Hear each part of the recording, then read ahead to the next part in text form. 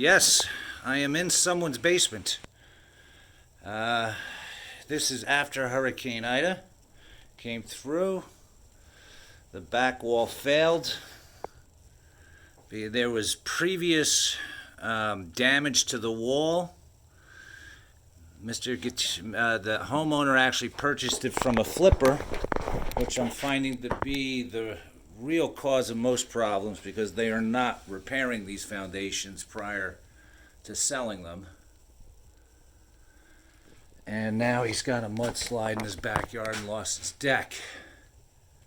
This is why you don't wait to fix cracks. You can see on this left... Whoa! I'm fucking...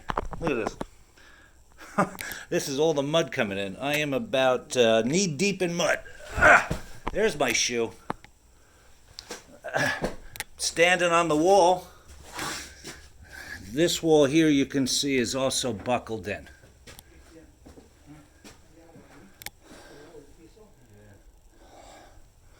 All right, I'm going to jump over to the drywall here. Let's go see. Now we got standing water over here. How deep is that? Okay. I'm going to use the water to clean my shoes. There we go. There was a gas leak when this occurred. Huh. This wall's still straight. That's good news. And this one, yeah, the one on the right side of the house as you face it. That's a cinder block wall, folks. Yep, that's a cinder block wall, folks. That's the old door. Okay, so look at the sewer pipe. The sewer pipe's getting bent and crushed. So he's got plumbing work to do here too.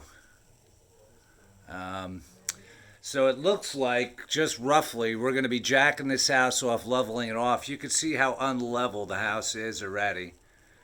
And we'll be doing temporary jacking. We'll be lifting this house up to get it level so it doesn't move anymore. We're going to need to remove and replace a whole wall. We're going to need to structural repair the left wall. We're going to need to waterproof everything.